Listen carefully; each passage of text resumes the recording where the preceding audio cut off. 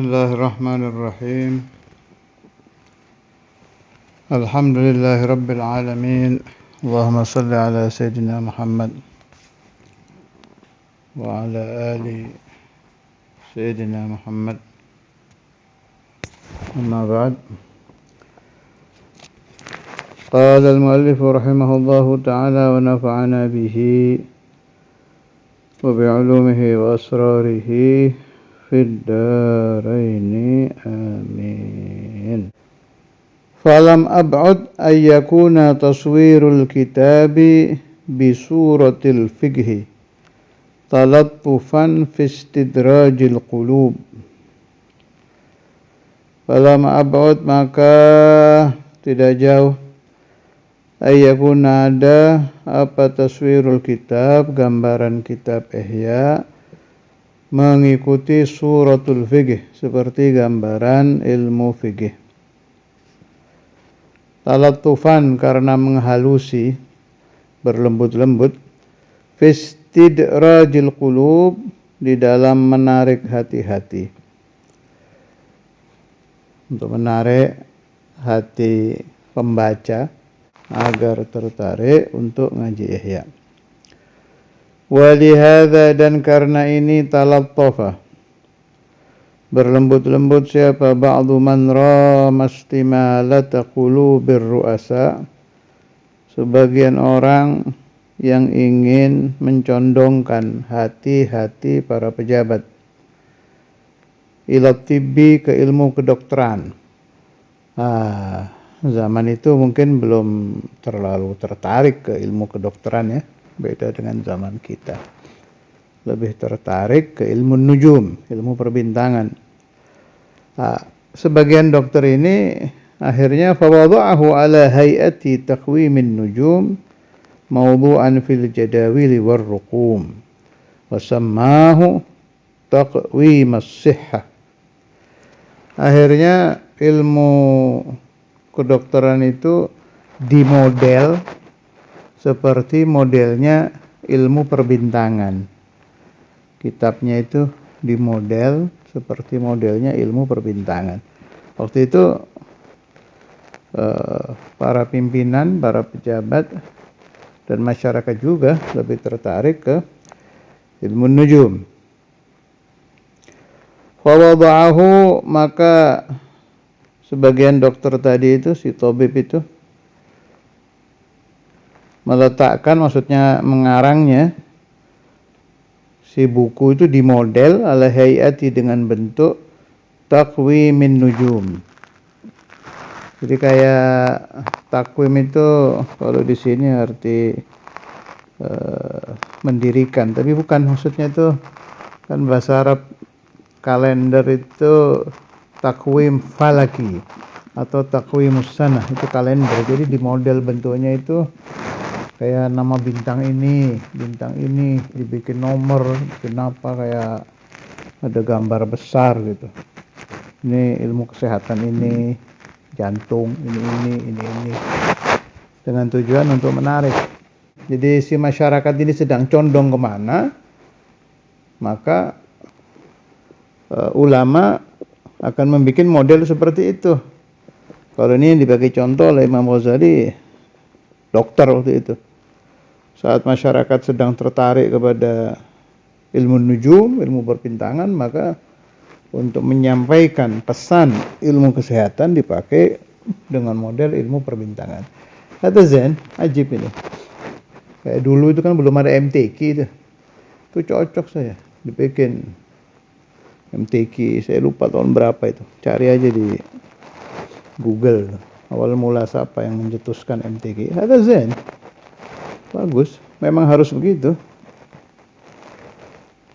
Terus muncul musabaqah tilawatil Quran, muncul musabaqah tilawatil kitab di beberapa pondok Jawa. Bagus itu. Terus dibikin kayak perlombaan. Nah, ada beberapa ulama-ulama besar kita yang tidak cocok dengan yang begitu. Itu Allamah beliau tidak setuju dengan di kitab karangan beliau apa itu, yang enggak setuju sama MTQ itu. Ya, beliau bebas lah, silahkan berpendapat begitu, tapi guru-guru saya yang lain nggak ada masalah untuk memunculkan semangat belajar anak-anak muda. Keras itu, sampai bilang MTQ itu syiarus syirki. Beliau menilai dari segi benar, nggak keliru. Saya pernah zaman di Darul Hadis dulu, ada satu orang mondok alim ini ya, kitabnya juga alim, suaranya enak, mantan orang yang ikut lomba-lomba itu. Pas ketemu saya udah jadi ustadz, sudah baca kitab-kitab tasawuf, sudah ngambil ijazah wirid-wirid thariqah dari Habib Abdul Balkaf Cirebon apa, jadi udah zen. Cerita dia, memang Beb itu kalau sudah naik mimbar mau baca Quran itu riaknya hati luar biasa. Jadi nggak keliru memerangi itu, karena supaya sofa hati-hati santri dari sisi itu. Tapi ulama yang memperbolehkan harus ngikuti perubahan zaman.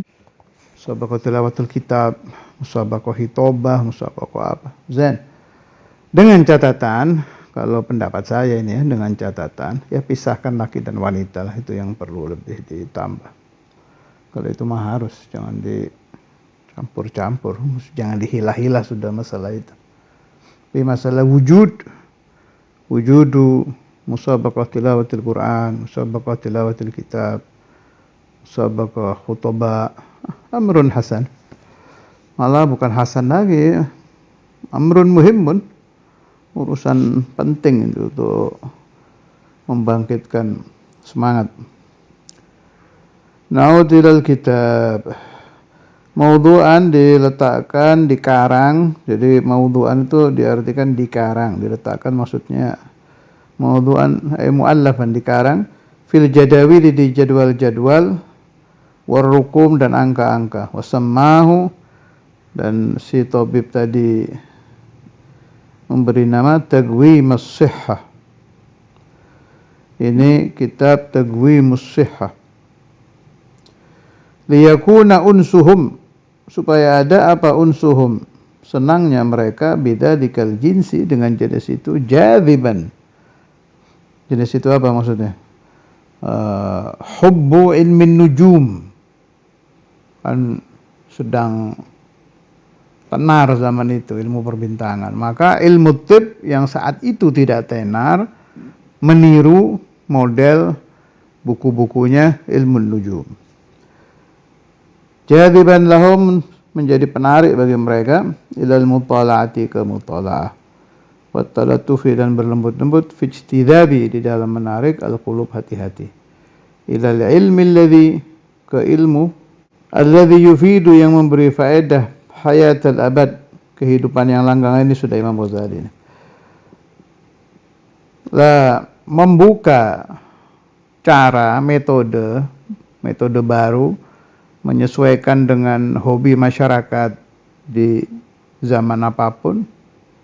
Zaman kita orang sedang tertarik ke apa, disesuaikannya kayak Wali Songo lah.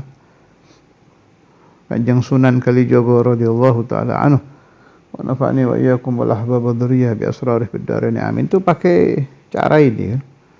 Masuk Jawa pakai wayang, pakai gending, pakai apalagi, kalau Sunan Kalijogo mah itu top itu. Urusan ijtidabul qulub nomor 1 itu.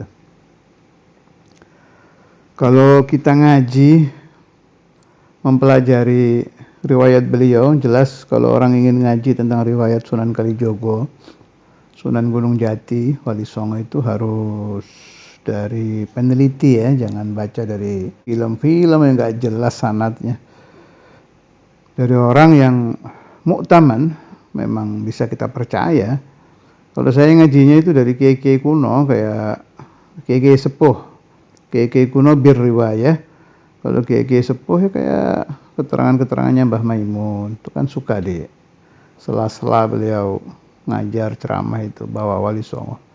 Hati-hatilah, tapi perlu dipelajari, khususan dalam urusan yang kita baca ini ijtidabul qulub, menarik hati masyarakat, itu yang paling paling ahli Sunan Kalijogo. Malah kalau di riwayat beliau itu, ketika para wali songo yang lain wa atba'uhum wa mu'aliminnya lah, wali songo itu kan punya murid, santri bawah, santri atasnya itu udah angkat tangan semua. Dalam masalah muskilah, idza dakhal Kanjeng Sunan Kalijaga in halatil muskilah, pasti beres. Bi'adli, akalnya luar biasa itu, siasatnya bagus dan keramat juga, jadi lengkap. Ya akalnya sangat cerdas, siasatnya sangat hebat, bisa melunakkan hati orang, ditambah ada karomahnya. Baca aja riwayat-riwayatnya, itu banyak itu cerita-cerita yang pakai Sunan ini gagal, pakai fulan gagal, Sunan Kalijogo masuk, beres. Khususan waktu menghadapi orang-orang kejawen, orang-orang yang aliran apa itu zaman Syekh Siti Jenar itu, Adba'u Syekh Siti Jenar radhiyallahu anhu kan majdhub itu, majdhub kabir itu. Nah, kalau majdhub ya nggak bisa diikuti kan fatwanya. Ya, Siti Jenarnya majdhub, pengikutnya ini banyak itu cerita-cerita itu yang kaku nggak mau tobat. Dakhal Sunan Kalijogo, beres radhiyallahu anhu. Na'ud ilal kitab. Kata Imam Ghazali, at-talattuf di dalam menarik hati-hati ke ilmu yang memberi faedah. Hayatul abad, kehidupan abadi, ahammu, lebih penting, minat talattuf, daripada talattuf, berlembut-lembut, fijtidabiha, di dalam menarik kulub, hanya ke kulub, hati-hati, ila tibbi, ke ilmu kedokteran, alladzi la yufidu illa sihhatal jasad, yang tidak memberikan faedah kecuali kesehatan jasad saja. Naam. Kalau satu orang mempelajari ilmu kedokteran, itu pun nggak mungkin semua kan, ahli jantung sendiri, ahli gigi sendiri, ahli ini sendiri, itu butuh waktu berapa tahun itu untuk mempelajari itu. Kemudian cara memasyarakatkan, kalau sekarang sih udah bagus, di dunia ini orang jadi dokter dicari orang. Cuma ya benar kata Imam Ghazali, paling berapa tahun itu yang diobati sembuh, Allahumma. Kalau dia sakit umur 60 70 umatnya Rasulullah sallallahu alaihi wasallam.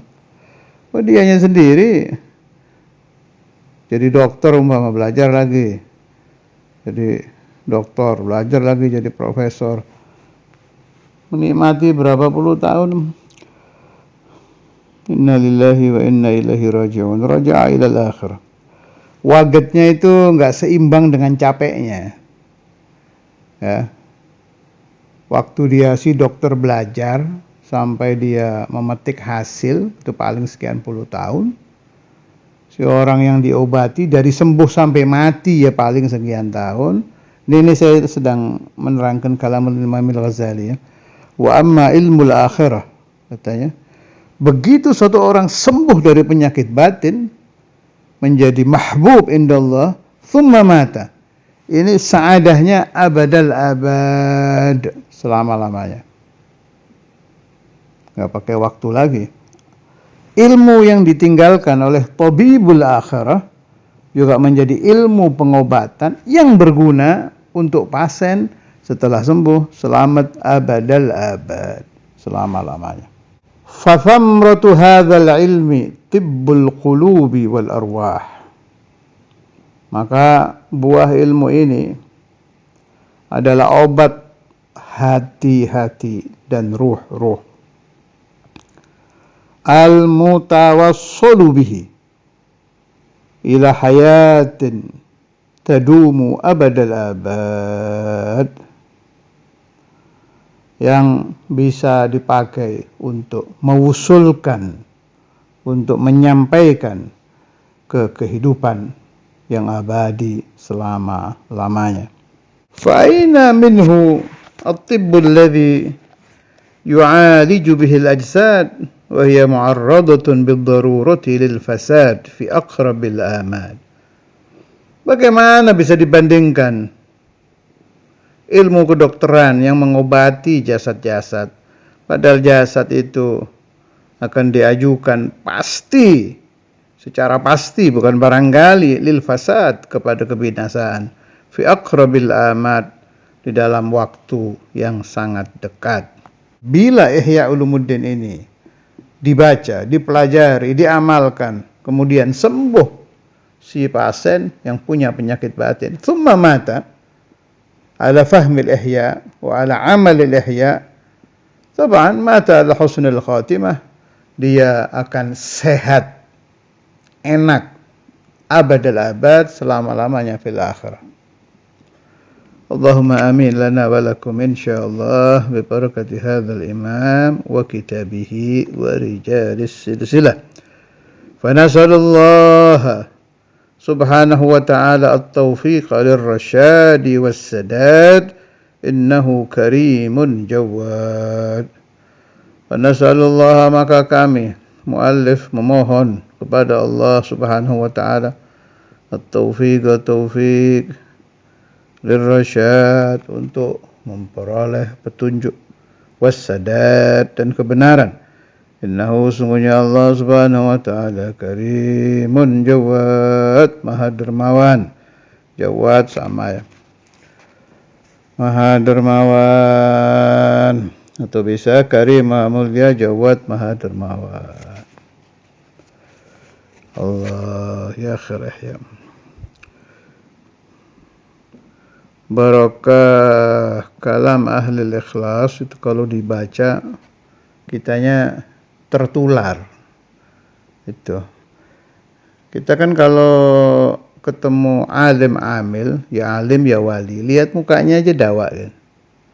Masalan ra'aitum, masih hidup-hidup ini ya, Sayyidi Al-Habib Umar bin Hafidh, Sayyidi Al-Habib Zain bin Sumaid, Sayyidi Al-Habib Abu Bakar Adni, wa ghairuhum min ahlillah, ulama-ulama yang ahlullah itu.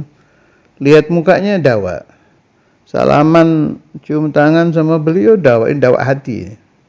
Dengarkan kalamnya dawa, belum mengamalkan loh ini, dan belum paham ngomong apa, baru dengerin aja. Wa hakadha Kitabul Ihya lil Imam Al-Ghazali ya. Kita ketemu beliau udah nggak mungkin kan, beliau sudah di alam akhirah. Illa bitariqir ru'ya.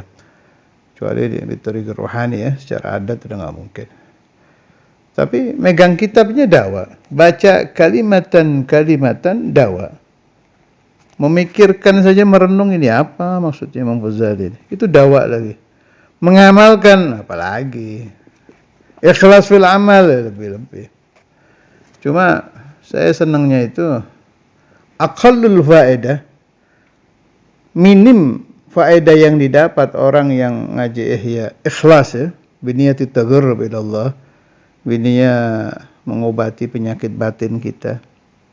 Dan rata-rata orang kalau ngaji Ihya itu saya katakan sofi, orang kalau mau buka Ihya itu pasti gara-gara dia kotor. Coba-coba baca Ihya barangkali dapat obat. Nah, kan zen itu. Baru mau ngajinya sudah bagus. Sebab tidak akan tertarik kepada Ihya Ulumuddin kecuali orang yang ingin sembuh dari kibir, dari riya, dari ujub. Saya kenal ustaz yang keluaran pondok-pondok besar, yang alim-alim, malah alama-alama. Juga dari luar negeri, dari dalam negeri. Mulai beliau-beliau itu datang, saya kan ngobrol, ya cara ngajarnya, ngomongnya apa aja. Setelah tambah umur, tambah tua, mulai mereka ngaji Ihya itu berobat total. Haula al-asatidz wal ulama yang saya kenal dari mulai mereka pulang dari luar negeri, ada yang keluar dari pondok besar Indonesia, apa. Yang masuk thariqah begitu juga. Gablat thariqah modelnya begini, setelah bai'at thariqah mau Qadiriyah, Syabandiyah, Tijaniyah, berubah. Ya Ihya ini kitabnya buat membersihkan diri. Lah thariqah itu kayak orang dapat syafaat kan. Kalau ngaji thariqah kan ada isnad itu. Wali-wali yang ditawasuli, wirid yang dibaca itu juga begitu. Hadza zahir musyahad. Antum perhatikan aja. Orang yang udah mulai ngaji ihya sama yang belum. Gak usah hatam, mulai ngaji mempelajari, khususan guru-gurunya nih. Itu berubah, beda. Jadi apa ya? Kayak ada sirnya gitu. Sir yang ajib. Tarikan yang membuat orang kibirnya hilang, ya minimal mulai belajar menghilangkan kibir. Ada tarikan orang yang yahanonya mulai terkikis. Syukur-syukur ada yang hilang. Orang yang ingin syuhro, ingin terkenal, ingin top, itu habis nanti itu. Sebab kalau tiap dia baca, kan mesti dicaci sama Imam Ghazali itu. Kena lagi. Berapa lembar, baru 1-2 lembar baca, kena lagi. Kamakala. Tapi ini bagi orang yang membaca Ihya untuk berobat. Ihya itu kitab kedokteran batin. Imam Ghazalinya dokternya, lah kita orang sakitnya kita ini. Itu kalau serius baca, sembuh. Saya sudah pernah ceritakan ya, yang kisah di Syekhuna radhiyallahu ta'ala anhu wa nafa'ani wa iyyakum bi asrarihi darin amin. Syekhuna Kiai Said yang didatangi kiai-kiai mau ngaji Ihya itu. Terus beliau masuk ke kamar, sedih sambil nahan hati mau nangis itu. Ya Allah, malah kalau nggak salah riwayatnya Ustaz Hasan itu sampai nangis. Gimana ini orang-orang itu? Kok mau ngaji Ihya? Sebab Kiai Said ini punya prinsip hebat. Orang ngaji apapun harus langsung diamalkan. Nggak mau beliau baca aja itu nggak mau. Kayak beliau ngajar bidayah, ngajar apa lagi itu? Sanusiyah, Kifayatul Awam. Ada jadwalnya saya dapat dari Ki Hasan itu, jadwal ngajar Kiai Said waktu hidup. Jam sekian ngajar bidayah, jam sekian ngajar Sanusiyah, Kifayatul Awam, sudah suki. Kalau tauhid kan mengamalkannya dengan tafakkur. Tafakkur, kemudian merasakan la ilaha illallah gitu-gitu, dah itu langsung diamalkan sama Kiai Said. Lah Ihya ini Kiai Said paham kitab besar ini, harus yang mau ngaji kiai-kiai. Tengah-tengah beliau sedang bersedih itu, ja'ahu ruhul Imam Al-Ghazali radhiyallahu taala anhu. Perhatian betul kepada Kiai Said Imam Ghazali. Terus dibilang, tanyakan ke kiai-kiai itu, ke mereka. Saya lupa bahasa Jawanya ya, saya dapat cerita waktu itu bahasa Jawa, tapi mafhumnya saya ingat. Tanyakan ke mereka, ngaji mau apa? Mau diamalkan apa cuma ngaji aja? Imam Ghazalinya itu yang ngomong. Kalau diringkas pakai bahasa saya, tanyakan kepada mereka, belajar lil amal apa lil ilm? Mau sekedar tahu ngapsai aja apa mau diamalkan? Keluar dengan ikhlasnya itu Kiai Said wali ya, keluar namanya mereka ngomongnya latifi dengan ikhlas.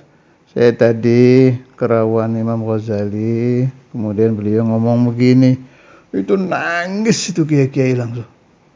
Yabkun. Aqulu lakum. Baru mau ngajinya aja sudah dakwah Ihya itu. Ini belum dibaca loh ini. Baru ada kiai-kiai datang mau ngaji, Kiai Said dirawuhi Imam Ghazali sampaikan sudah tangisan itu. Yabkun. Karena itu ada kalamnya Kiai Said, man qara al-ihya wa lam yakun ihya fa huwa kadzdzabun sawa. Makna kalau orang ngaji ihya tidak mau diamalkan, kan kalau di Pondok Jawa itu ada namanya ngapsai itu loh. Zaidun utawi Zaid, qaimun iku ngadeg itu gitu-gitu itu loh, ada ngapsai itu. Nah, itu Kiai Said bilang boleh, enggak ada masalah dan harus biar nahunya jelas. Lakin ba'da dzalik i'mal, idza qala al-Ghazali kadza wa kadza fa'amal. Man qara al-ihya, siapa yang membaca ihya walam yakun ihya, tapi dia tidak menjadi ihya bimakna tidak mengamalkan semua ma fil ihya fa huwa kadzdzabun sawa, maka dia seorang pendusta yang betul-betul pendusta. Wassallallahu ala sayyidina Muhammad wa ala alihi washabbihi wasallam. Walhamdulillahi rabbil alamin.